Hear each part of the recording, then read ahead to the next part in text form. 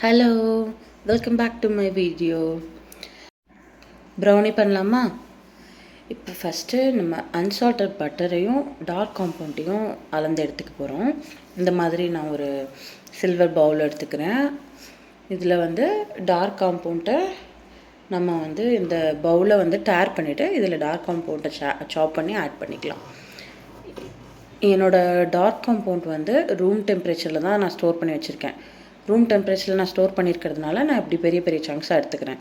If in case நீங்கள் வந்து ஃப்ரிட்ஜில் ஸ்டோர் பண்ணியிருந்தீங்க அப்படின்னா இன்னும் நல்லா ஃபைனாக சாப் பண்ணிவிட்டு அதுக்கப்புறமா ஆட் பண்ணுங்கள். அப்போ தான் மெல்ட் ஆகிறதுக்கு ஈஸியாக இருக்கும். நான் ரூம் டெம்பரேச்சரில் இருந்தால் நீங்கள் இவ்வளோ பெரிய சங்க்ஸ் ஆட் பண்ணிக்கலாம். அது வந்து ஈஸியாக மெல்ட் ஆகிடும். ஏன்னா நம்ம டபுள் பாயிலிங் மெத்தடில் தான் மெல்ட் பண்ண போகிறோம். ஸோ அது ஃப்ரிட்ஜில் இருந்ததாக இருந்தால் குட்டி குட்டியாக சாப் பண்ணிக்கோங்க. அதுக்கப்புறம் 180 கிராம்ஸ் ஆஃப் நம்ம டார்க் காம்பவுண்ட் ஆட் பண்ணியிருக்கோம். இதுக்கப்புறம் 80 கிராம்ஸ் ஆஃப் அன்சால்டட் பட்டர் இதில் ஆட் பண்ணியிருக்கோம் நம்ம. ஸோ இதை இப்போ நம்ம எடுத்துகிட்டு போய் டபுள் பாயிலிங் மெத்தடில் மெல்ட் பண்ணி எடுத்துகிட்டு வந்துடலாம். இந்த மாதிரி நான் எடுத்த பவுலை விட சின்ன பாத்திரத்தை நான் வச்சுருக்கேன். ஸ்டார்டிங்கில் ஹை ஃப்ளேமில் வச்சு தண்ணி கொதிச்சதுக்கப்புறமா நம்ம லோ ஃப்ளேமுக்கு மாற்றிட்டு அதுக்கப்புறமா இதை நம்ம மேலே வச்சுக்கலாம். ஏன்னா ஹை ஃப்ளேம்லேயே வச்சோம்னா தண்ணி பாயில் ஆகிறதுக்கு இந்த பாத்திரமும் சேர்ந்து ஆட ஆரம்பிச்சிடும். ஸோ தண்ணி பாயில் ஆக ஆரம்பித்ததுக்கப்புறமா லோ ஃப்ளேமுக்கு மாற்றி இந்த அளவுக்கு பாயில் ஆகணும். அதுக்கப்புறம் லோ ஃப்ளேமுக்குள்ள வச்சுட்டு அதுக்கப்புறமா இந்த சாக்லேட் இருக்கிற பாத்திரத்தை நீங்கள் மேலே வச்சு மெல்ட் பண்ணலாம். ஒரு ஃபியூ மினிட்ஸில் இது மெல்ட் ஆகிடும்.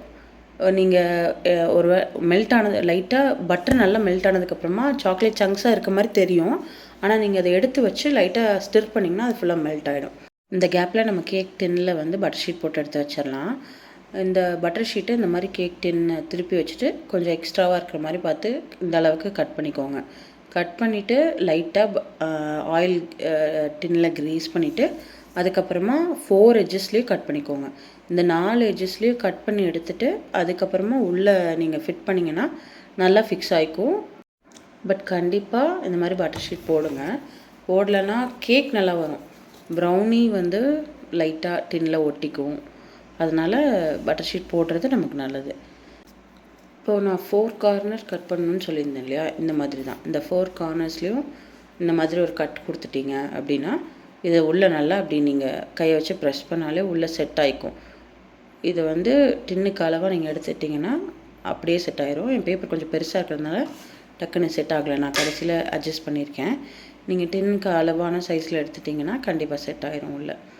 ஓகே, இப்போ நம்ம டபுள் பாயிலிங் மெத்தடில் வச்சுருந்த இந்த இங்கே பார்த்தீங்களா பட்டர் மெல்ட் ஆகிடுச்சு. சாக்லேட் வந்து சங்க்ஸாக இருக்க மாதிரி தெரியுது. ஆனால் இப்படி நான் வந்து ஸ்டிர் பண்ண ஸ்டார்ட் பண்ணால் லைட்டாக வந்து அப்படியே மெல்ட் ஆகுது பாருங்கள். ஸோ பட்டர் மெல்ட் ஆன ஃபியூ செகண்ட்ஸ்லேயே நீங்கள் அதை எடுத்து வச்சு ஸ்டிர் பண்ணிங்கன்னா அது நல்லா மெல்ட் ஆகிடும். எனக்கு நான் இப்படி ஸ்டிர் பண்ணுறேன், மெல்ட் ஆகுது. பட் உள்ளே நான் இன்னும் லைட்டாக திக்காக இருந்ததுனால இன்னும் கொஞ்சம் நேரம் நான் வந்து இதை விட்டு நல்லா மெல்ட் பண்ணிக்கிறேன். நீங்களும் ஸ்டிர் பண்ணி பார்த்துட்டு அப்புறமா டிசைட் பண்ணுங்கள். இதை இப்போ நான் அடுப்புலேருந்து எடுத்துட்டேன், கீழே வச்சு ஸ்டிர் பண்ணுறேன். எனக்கு ஆனால் உள்ளே வந்து மறுபடியும் மெல்ட் ஆகாத மாதிரி இருக்குது. அதனால் நான் மறுபடியும் எடுத்து வச்சு அதை மெல்ட் பண்ணி எடுத்திருக்கேன் இப்போது. ஸோ இந்த அளவுக்கு நல்லா மெல்ட் பண்ணி இதை நம்ம நல்லா ஆற வச்சு தான் நம்ம ப்ரௌனிக்கு யூஸ் பண்ணணும். இஃப் இந்த மிக்சர் நல்லா ஆறாமல் இருந்துச்சுன்னா நம்ம ப்ரௌனியில் போட போகிற முட்டை வந்து இங்கே குக் ஆயிரும். ஸோ முட்டை குக் ஆயிடுச்சுன்னா ப்ரௌனியே வேஸ்ட் ஆகிடும். இந்த பட்டர் சாக்லேட் மிக்சர் வந்து நம்ம மெல்ட் பண்ணி நல்லா கூல் டவுன் பண்ணிவிட்டு தான் நம்ம யூஸ் பண்ண போகிறோம். கொஞ்சம் கூட அது ஹீட்டாக இருக்கவே கூடாது. இருந்துச்சுன்னா எக் குக் ஆயிரும். அதை எப்பயுமே மைண்டில் வச்சுக்கோங்க. ஸோ ஃபஸ்ட்டு ஸ்டெப்பாக நம்ம காம்பவுண்ட் சாக்லேட்டையும் பட்டரையும் மெஷர் பண்ணி மெல்ட் பண்ணி எடுத்து வச்சிட்டோம். ஏன்னா அது நமக்கு கம்ப்ளீட்டாக ஆறணும். அதனால் ஃபஸ்ட்டு அதை மெல்ட் பண்ணி எடுத்து வச்சுட்டு இப்போ நம்ம சுகர் மெஷர் பண்ண போகிறோம். நான் வந்து ஸ்ட்ரைட்டாக என்னோடய மிக்ஸி ஜார்லேயே மெஷர் பண்ணிக்க போகிறேன். ஏன்னா எப்படியும் நம்ம இதை அரைச்சி தான் எடுக்க போகிறோம். இதுலேயும் நான் 70% white sugar 30% brown sugar use பண்ணியிருக்கேன். மொத்தமாக 130 கிராம்ஸ் ஆஃப் சுகர் யூஸ் பண்ணியிருக்கேன். 91 grams of white sugar 39 grams of brown sugar. இது நான் வந்து ஃபஸ்ட் கமெண்ட்டில் மெஷர்மெண்ட்லாம் கரெக்டாக கொடுக்குறேன், நோட் பண்ணிக்கோங்க. இதை நான் கரெக்டாக அளந்து எடுத்து நம்ம இதை வந்து பவுடர் பண்ணி எடுத்துக்கலாம். அதாவது 70% ஒயிட் சுகர் 30% ப்ரௌன் சுகர். இதை நீங்கள் ஹாஃபாக 50 அது 50 இதுன்னு எடுத்துக்கலாம். அது நம்ம இஷ்டம்தான், அதை நம்ம மாற்றி செஞ்சுக்கலாம். அது வந்து ப்ரௌனியோட டெக்ஸ்சரில் டிஃப்ரென்ஸ் இருக்கும். அவ்வளோதான் வித்தியாசம். ஸோ இது இந்த அளவுக்கு நம்ம பவுட்ரு பண்ணி எடுத்துட்டோம். நான் மெஷர் பண்ணி தான் கிரைண்ட் பண்ணி எடுத்திருக்கேன். இருந்தாலும் மறுபடியும் ஒரு வாட்டி இது ஆன் த ஹோல் 130 கிராம்ஸ் வருதா அப்படின்னு செக் பண்ணிக்கிறேன். இஃப் வரல அப்படின்னா நான் மறுபடியும் ஆட் பண்ணி அதை கிரைண்ட் பண்ணி எடுத்துக்குவேன். ஸோ இப்போ நம்ம மறுபடியும் இது ஒரு பவுலில் ஆட் பண்ணி 130 கிராம் வருதா அப்படின்னு நான் செக் பண்ணிக்கிறேன். கரெக்டாக 130 கிராம்ஸ் இருக்குது. ஸோ ஒன்றும் பிரச்சனை இல்லை. கரெக்டாக 130 கிராம்ஸ் ஆஃப் சுகர் நம்ம இப்போ மெஷர் பண்ணி எடுத்து வச்சுருக்கோம். இப்போ அடுத்து வந்து நம்ம மைதாவும் கோகோ பவுடரும் மெஷர் பண்ணிக்கலாம். 70 கிராம்ஸ் ஆஃப் மைதா வந்து இப்போ நம்ம ஆட் பண்ண போகிறோம். இதில் 70 கிராம்ஸ் ஆஃப் மைதாவை நம்ம இப்போ அளந்து எடுத்துக்க போகிறோம். அது கூடயே 20 கிராம்ஸ் ஆஃப் கோகோ பவுடர் அளந்து எடுக்க போகிறோம். ஸோ 70 கிராம்ஸ் ஆஃப் மைதாவும் 20 கிராம்ஸ் ஆஃப் கோகோ பவுடரும் இது ரெண்டையும் அளந்து எடுத்து வச்சுட்டு இதுலேயே நீங்கள் ஒரு பிஞ்ச் ஆஃப் சால்ட்டும் ஆட் பண்ணிக்கலாம். நான் அன்றைக்கி சால்ட் ஆட் பண்ண மறந்துட்டேன். இதில் நீங்கள் ஆட் பண்ணிவிட்டு இது ரெண்டையும் ஒன்றா மிக்ஸ் பண்ணி வச்சுருங்க. மைதாவையும் இதையும் கொக்கோ பவுடரையும் ஒன்றா ஒரு ஸ்பேட்சில் வச்சு நல்லா மிக்ஸ் பண்ணி வச்சுக்கோங்க. இப்போ நம்மளோட சுகர் மிக்சர் எடுத்து அது கூட 2 எக்கு ஆட் பண்ண போகிறோம். இந்த மாதிரி ஆட் பண்ணி இது நல்லா சுகர் கரையிற அளவுக்கு பீட் பண்ணிக்கோங்க. ரொம்ப நேரம்லாம் பீட் பண்ணணுன்றது இல்லை. கேக் மாதிரி ப்ரௌனியில் ரொம்ப நேரம் பீட் பண்ணணுன்றது கிடையாது. இந்த மாதிரி நீங்கள் லைட்டாக ஒரு ஃபியூ மினிட்ஸ் பீட் பண்ணாலே 1 or 2 minutes பீட் பண்ணாலே ஆகிடும். ஸோ இந்த அளவுக்கு சுகரும் எக்கும் மிக்ஸ் ஆனதுக்கப்புறம் இதில் நான் வந்து வெனிலா எசன்ஸ் வந்து 1/2 teaspoon ஆட் பண்ணிக்கிறேன். வெனிலா எசன்ஸ் ஆட் பண்ணிவிட்டு ஒரு மிக்ஸ் கொடுத்துக்கோங்க. இந்த மாதிரி ஒரு மிக்ஸ் கொடுத்துக்கோங்க. பட் நீங்கள் வெனிலா எசன்ஸ் ஆட் பண்ணாமையும் செய்யலாம். டெஃபினட்டாக ஆட் பண்ணணுன்றதுலாம் கிடையாது. பட் ஆட் பண்ணிங்கன்னா டெஃபினட்டாக எக் ஸ்மெல் வராமல் இருக்கும். ஸோ ஆட் பண்ணிவிட்டு இதுக்கப்புறம் வந்துட்டு காம்பவுண்ட் சாக்லேட்டும் பட்டரும் நம்ம மெல்ட் பண்ணி வச்சுருந்தோம் இல்லையா, அதை வந்துட்டு நான் இது கூட ஆட் பண்ணிக்கிட்டேன். நல்லா இந்த மாதிரி ஸ்பேட்சில் வச்சு அதை ஃபுல்லாக இது பண்ணி எடுத்து ஸ்க்ரேப் பண்ணி எடுத்து அதுக்கப்புறம் இதில் ஆட் பண்ணிக்கோங்க. ஆட் பண்ணி இது ரெண்டையும் மிக்ஸ் பண்ணுங்கள். இது ரெண்டையும் மிக்ஸ் பண்ணால் லைட்டாக உங்களுக்கு திக்காகிற மாதிரி இருக்கும். இந்த மாதிரி இருக்கும் அந்த பேட்டர். நல்லா சில்கியாக இருக்கும். இந்த அளவுக்கு ரொம்ப மிக்ஸ் பண்ண வேண்டியதில்லை. லைட்டாக அது ரெண்டையும் கம்பைன் பண்ணுற அளவுக்கு மிக்ஸ் பண்ணிட்டிங்கனாலே நல்லா இது சில்கியான அந்த இது ரெடி ஆகிடும். அது இப்போ வந்து நம்ம இந்த ஸ்டேஜ்லேயே அவனை வந்து ப்ரீ ஹீட் பண்ணிடலாம். நம்ம இன்னும் அந்த பேட்டர் கூட அதில் இன்னும் நம்ம மைதா அந்த கொக்கோ பவுடர் மிக்சர் மட்டும் தான் ஆட் பண்ணலை. இந்த ஸ்டேஜில் நான் வந்து ஓடிஜியை வந்து பேக் மோடில் வச்சு 180 degreeல 10 minutes ப்ரீ ஹீட் வச்சிடறேன்.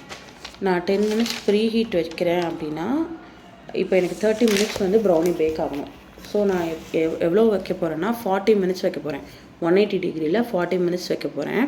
40 minutes வச்சு அது 10 minutes ஆனதுக்கப்புறமா, அதாவது 30 minutes பேலன்ஸ் இருக்கும்போது ஓடிஜியில் நான் ப்ரௌனி உள்ளே வைக்க போகிறேன். அதுதான் ப்ரீ ஹீட்டுக்கு கரெக்டான மெத்தடு. இப்போது இந்த இது கூட நான் அந்த மிக்சர் கூட நான் வந்து என்னோடய மைதாவையும் கோகோ பவுடரையும் பேட்ச் பை பேட்சாக ஆட் பண்ணி நல்லா அதை வந்து நான் மிக்ஸ் பண்ணி எடுத்துக்கிறேன். இதை நீங்கள் வந்து விஸ்க் வச்சும் பண்ணலாம், இல்லை ஸ்பேட்சுலாலே பண்ணலாம். ஆனால் கட் அண்ட் ஃபோல்ட் மெத்தடில் பண்ணுங்கள், ஓவர் மிக்ஸ் பண்ணாதீங்க. இந்த மாதிரி ட்ரேயில் ஆட் பண்ணிக்கிட்டு, பட்டர் ஷீட் போட்ட ட்ரேயில் ஆட் பண்ணிக்கிட்டு ஏர் பபிள்ஸ் இந்த மாதிரி ரிமூவ் பண்ணி விட்டுருங்க ஒரு டூத் பிக் வச்சு. டெஃபினட்டாக இதை பண்ணுங்கள், இல்லைனா கரெக்டாக வராது. இந்த மாதிரி ஏர் பபிள்ஸை ரிமூவ் பண்ணிவிட்டு இந்த ஸ்டேஜில் உங்களுக்கு நீங்கள் நச்சதெல்லாம் வேணும்னா கூட ஆட் பண்ணிக்கலாம். ஆனால் நான் இன்றைக்கி இப்படியே தான் பேக் பண்ணி எடுக்க போகிறேன். இது வந்து கிளாசிக் ப்ரௌனி, அதனால நான் இதில் எதுவுமே ஆட் பண்ண போகிறதில்ல. ஸோ இது இப்படியே 30 minutes 180 degreeல பேக் பண்ணி எடுத்தீங்க, அதாவது 25 to 30 minutes ஆகும். எடுத்தீங்க அப்படின்னா ப்ரௌனி ரெடி ஆயிரும். அண்ட் ஓடிஜியை அடிக்கடி ஓப்பன் பண்ணி பார்க்கக்கூடாது. நம்ம ஃபஸ்ட்டு 10 minutes ஓப்பன் பண்ணவே கூடாது. 20 minutes ஆனதுக்கப்புறமா 25 minutes ஆனதுக்கப்புறமா நீங்கள் ஒரு வாட்டி செக் பண்ணிக்கோங்க. 25 to 30 minutesல இது டெஃபினட்டாக பேக் ஆயிரும். இந்த ரெசிபியை டெஃபினட்டாக ட்ரை பண்ணி பாருங்கள், உங்களுக்கு பர்ஃபெக்டான ப்ரௌனி கிடைக்கும். ஆஃப்டர் பேக்கிங் த ப்ரௌனி 20 minutes வந்து அதை டிஸ்டர்ப் பண்ணாமல் அப்படியே அந்த ட்ரைலே விட்டுருவேன். நான் ஓடிஜி வந்து ஒரு தனியாக ஒரு செப்பரேட் ரூமில் வச்சுருக்கிறதுனால இதை நான் கொண்டு போய் என் கிச்சன் கவுண்டர் டாப் மேலே ஒரு 20 minutes அப்படியே வச்சிட போகிறேன். 20 minutes அதை எந்த விதத்துலையும் டிஸ்டர்ப் பண்ணாதீங்க, அது அப்படியே இருக்கட்டும். ஏன்னா நீங்கள் இப்போ எது பண்ணாலும் ப்ரௌனி ஸ்பாயில் ஆகிடும்.